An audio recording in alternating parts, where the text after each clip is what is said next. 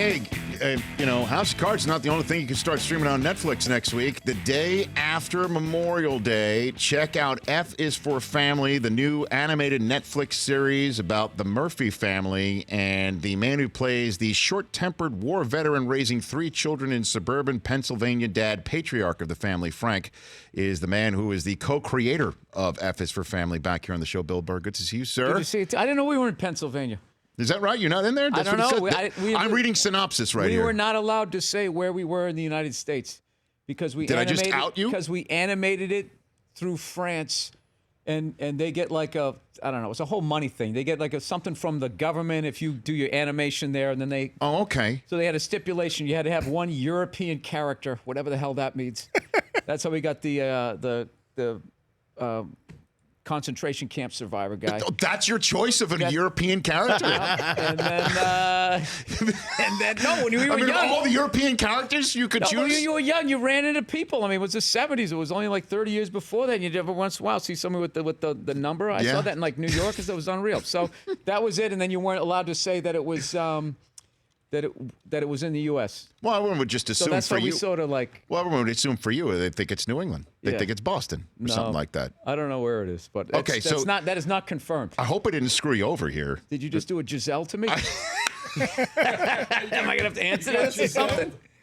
You know what's funny? I didn't even know that happened till you guys told me. I just watched the games.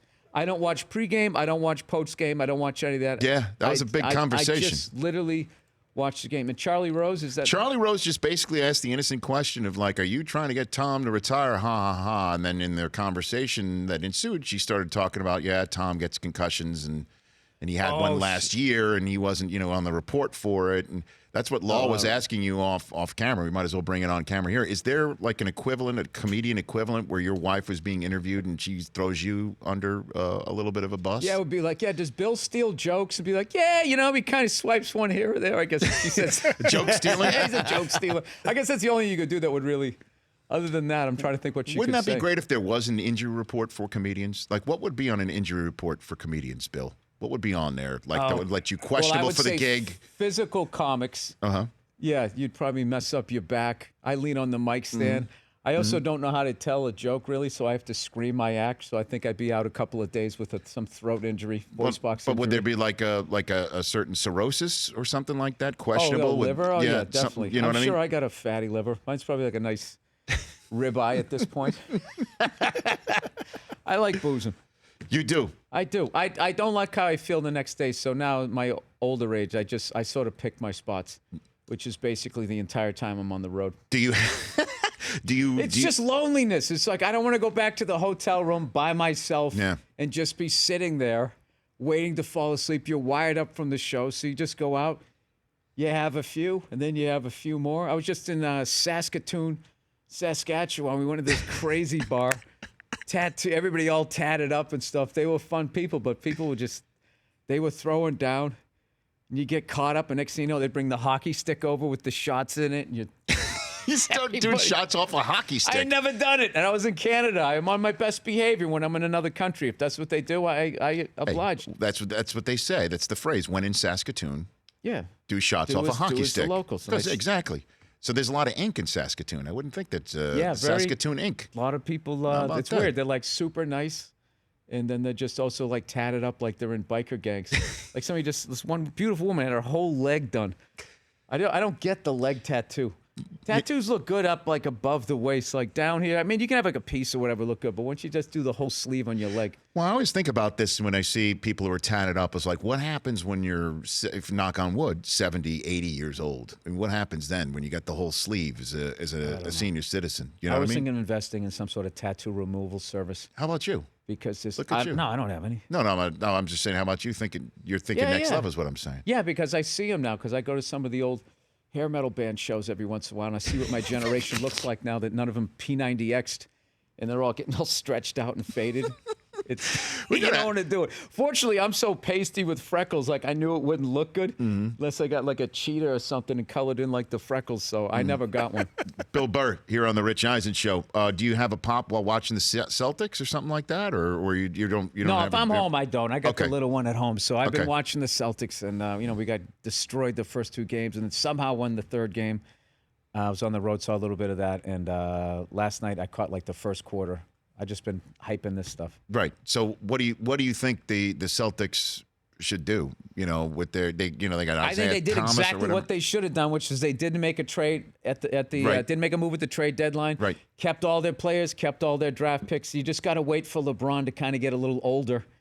Right. And hope, or maybe somebody from that team takes off. It's like Tom Brady. You're just waiting the guy out. There's certain guys that are in the league. It's like you're not going to beat this guy.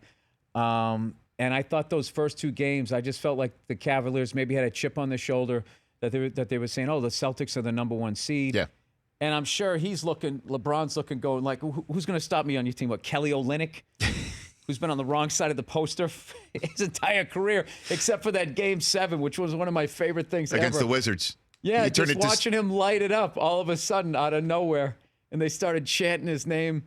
And I have to be honest, I started watching the Celtics hardcore again about a year and a half ago, and a buddy of mine came out and was a Knicks fan. So I was like, I want to be a good host. So I'm an NHL guy. I got the NBA package, and I started watching us. And I was like, we didn't have a big man, we don't rebound, and we live and die by the three. And I'm like, we're not even going to make the playoffs. Because when I was a kid, you couldn't make the playoffs doing that. And then they just started winning doing that. And I kind of started buying into it and thought that we had a shot against Cleveland. But once Isaiah went down, I knew we wouldn't try. I know, and now the conversation is like, do you even keep him? Because they won the Game 3 without him. Now How what do you do? stupid is that? I think it's pretty That's how dumb. we got there. In one game, they win without him, and then all of a sudden it's like, is this guy a liability? It's like, that's how we got there. But, I mean, it's in the same way. Like, if you have one bad gig, now suddenly we could do shows without you. I mean, could you imagine if that was the way it would be the world for comedians? I don't know Bill? why that happens, but I remember when, when Tom Brady went down and Castle. Yeah, Matt Castle. And everyone was freaking out about him because he went 11-5 with the 16-0 team. Bill, at halftime of Super Bowl 51, all you had to look at on Twitter was put Garoppolo in. Oh. And if honestly that was happening at halftime as Gaga is catching a football during her halftime, people were already saying it's time for Garoppolo, put him in, and this proves that Brady's done with the Patriots. And you know what that was, though, was when he threw that pick six. If you show the tape, when he dives to try to tackle that cornerback, it looked like somebody threw a dead body out of a car. It was one of the most unathletic things I've ever seen in my life. Tom Brady in the pocket, just standing there, he looks like an astronaut. But when he tries to run somebody down, Vince Wilfork used to say he could beat him in a 40-yard dash, and I was thinking he was just joking. But when I saw that, just kind of went, just falls down. Yeah. Bill Burr, F is for family. We're back in 60 seconds. You stick around for another second? Absolutely. All right, we're here with Bill Burr. We're going to ask him the poll question. All right? We're going to get his 2 cents on our poll question today. Don't answer it yet, but would you rather see a Major League sequel or a sequel to Top Gun? Or neither? That's Bill Burr next in 60 seconds on The Rich Eisen Show. DirecTV is a leader in 4K Ultra HD and the first U.S. pay TV provider to bring you live sports in 4K. And then there's Channel 104, which is dedicated to 4K with movies, documentaries, and audience network content like this show. Bill Burr, you might notice we're double camered up today. You see the 2 cameras there? Yeah, I didn't even know I was back on TV. I thought you were just doing a live read here. No, we're live. Well, I simulcast my live reads, man. That's the next level stuff that I do. So TV's going to get even clearer? For you. Just in time. We're shooting you for our 4K. This is content. This is 4K content that's going to appear on DirecTV 4K channels. Wow, look at that. DirecTV is your leader in 4K Ultra HD. I always wanted to see all those shadows behind your desk. Now I feel like I can enjoy your show even more. Well, now you... You know, it'd be great if eventually they're going to get a definition, whatever, what did you say it was? 4, it's 4K. 5. Once they get up to about 7, I think then people can finally, non-hockey fans will finally be able to see the puck. That's what you hear. I just can't. I don't know who's got the puck. Do you remember when Fox put the glow on the puck? I know, and they got so much crap, and they were actually ahead of their time because now you look at the NFL and they got all kinds of stuff on the screen. Yeah. It was just the flames coming out the back. I guess that probably wasn't a good idea. But, and sometimes the glowing puck, when the puck was in the corner, the glow would be in the stands. Yeah. And as you're trying to, they're swatting at the puck and they're digging out of the corner, and the glow would be in the third row. That's why I love the NHL. I love that they usually don't make the right move. And because it keeps it like a sort of a rogue sport. I like that it's number 4. I like that people can't Yeah, they don't understand why they fight. They don't know where it is, and I enjoy that aspect. And I love when people lie every 4 years, and when they watch Olympic hockey, it was like, see, if this is the way it was like, I would watch it all the time. It's like you wouldn't. What, it was an all-star game of everybody in the league playing? Yeah, of course you would watch. Why wouldn't you watch? So. With everything on the line, yeah, also? I miss the when I came up in the 80s, that was like the second sort of, I think, golden age in hockey. Obviously, I missed the first one. But it was like the perfect combination of fights and finesse players. Well, and the Oilers came in and just took finesse to the new level. Oh, you know, yeah. with Wayne They're the reason why there's no more 4-on-4. Because back in the day when you had a fight, two guys went off the ice, and then it became 4-on-4, and then just that little bit of open ice, those guys they would Curry kill you. and all those guys. So, Messier. So you're watching the Predators? Are you checking them out? Predators. How about Nashville getting into hockey? How about that? I know. Bill? I went to a game. Didn't you do your last stand-up gig? Wasn't that in Nashville? Yeah, I did it right? at the Ryman, right, and which is the original place of the Grand Ole Opry. But I went to a Predators game like within the first 2-3 years of them becoming a franchise, and like they didn't know anything about hockey. And I remember like the puck went in the corner, and there was two guys going for the puck, and this lady behind me, she yelled out, she goes, "Squish him," which I'd never heard at a hockey game. You know, I think that there was something about checking. But now to hear like, what was that Section 303, and they got all the chants that they did. Sounds like a college game. And then just being a Bruins fan and a Canadiens hater, I love that the Canadiens got rid of PK Subban, and now he's going to the finals. Because I always tease them that the reason why they haven't won a cup since '93 was the curse of Patrick Roy, which was, if for people who don't watch hockey, basically his last game there, he was having a bad game, and they wouldn't pull him. And he let in like something like 5 or 6 goals, and then he made like a routine save, and the Hab fans gave him the old, hey, like, you know, great, you finally did it. And you saw both of his gloves go up. He was giving the crowd the finger, and he skated over to the bench. And that's back when, like, you know, there was like no back, like the crowd was right there, and just told the owners, like, I just played my last game for you guys. He was all pissed off. Yeah. And then he won 2 more for the Avalanche. So it's the only thing as a Bruins fan that I can trash the Canadiens. Yeah. It's like being a Red Sox fan versus the Yankees. As much as we won 3, we're never going to catch them. They won, 27. Yes. And that's an accurate accounting for the number of Yankee championships. And the Canadiens are what, 24 or something? Well, I mean, the interesting thing about the curse that I heard, the reason why Canada has not won a cup since '93 is the curse of Marty McSorley, that the Canadiens knew that McSorley's stick when he played for the LA Kings was illegal, and they called him out on that, and they wound up beating the Kings in that series, and that's kind of, an unwritten rule in hockey. It's like weak, like Billy Martin going and with the pine tar with George Brett. Right. And that there's a kind of a hanky that the hockey gods. Yeah, that's the one I've heard. Oh, I heard that one. I like Curse of Patrick Roy better because it completely blames the Canadiens. You go straight on that one. Bill Burr here on the show. And speaking of the Red Sox, how about that? $210 million. What are we, second to last place? I know you're 2 over 500. Right we used to call them the evil empire. Now the Yankees are like doing it where they got that Aaron Judge kid, 6'7" right fielder or something. Yes. And he's another guy that's all like humble. I don't know how the Yankees do that. They always find the Derek Jeter, totally down to earth. Yeah. Like I don't think anybody did it better than Jeter as far as like I agree with you. Being in that public eye. I think he's the most perfect human being. Living that great lifestyle that ever. he lived, and nobody got upset. Right. Because there was no Twitter. And you hate Derek Jeter. I do not like him. That's a Red Sox fan. How? Exactly. He's unhateable. How can you hate the guy? Unhateable? Oh, come on, Bill. See, you got nothing. Come on, Bill. What is that? You got nothing. What do you hate about the guy? Dramatizes everything. He jumps into the stands when he didn't have to. Jeremy Giambi was safe. What else? Dude, you're making us look petty. Come on, man. Just give it up. He's gone. He can't hurt us anymore. And this is a guy. He's still hurting us. This is a guy who's so excited about the ring based on a guy who put a red Sharpie stain on his sock. We could go there. He's got a great website too. The Players Journal. You read that? Yeah. Yeah. No, it's What's fine. his face? The Darren Players McCarty. Tribune. There Will Be Blood. That's one of the best articles. A buddy of mine told me to read that. And the reason why I brought up the Red Sox, are you roasting David Ortiz with Gronk? Are you doing that? Yes. This is going to be the hardest roast ever because everybody up there is like a champion. So I mean. Yeah. Where do you? I don't care what you did in your personal life. So where are you going to go? How do you roast? I'm going to get mad that they didn't bring Mike Torres or Tony Eisen on to give me some sort of a layup here. No disrespect to those guys, but there's got to be something that you did wrong.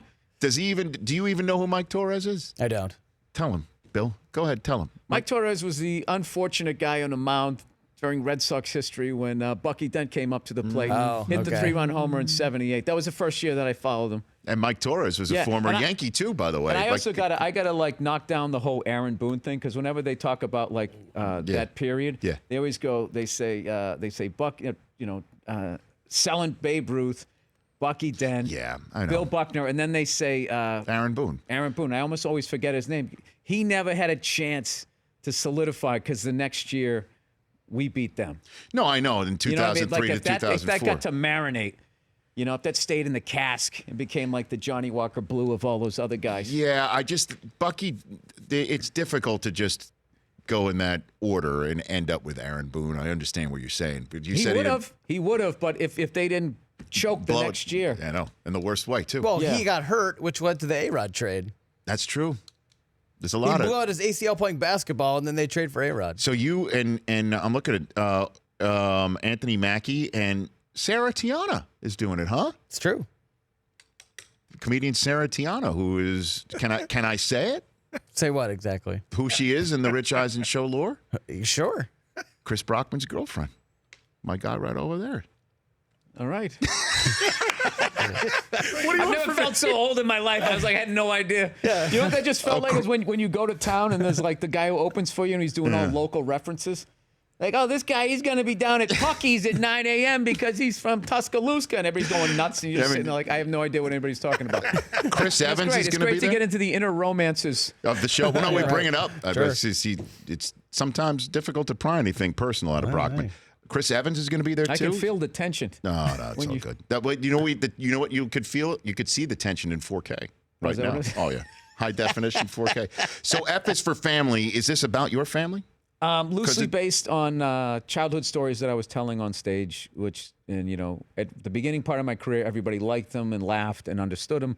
And then as I became the old comic and the millennials came up and they had more of a understanding childhood and people paying attention to them and not, give them keys to the house, they would start to kind of groan and be, like the stories. So I just thought one day, what if I animated them? And that kind of led to me meeting Vince Vaughn's company, Wild West, and then the great Mike Price from The Simpsons came on, and then that's when it took off. Fantastic. Here we are. And streaming on May the 30th on Netflix, Laura Dern plays the voice of your wife, Sue. You play Frank. Justin Long, Sam Rockwell, Dave Koechner, Debbie Derryberry, Mo Collins, Hallie Reinhart. It's just a murderer's row. It is. It's a great list of... Kevin Michael Richardson. We got everybody. That's great. And T.J. Miller.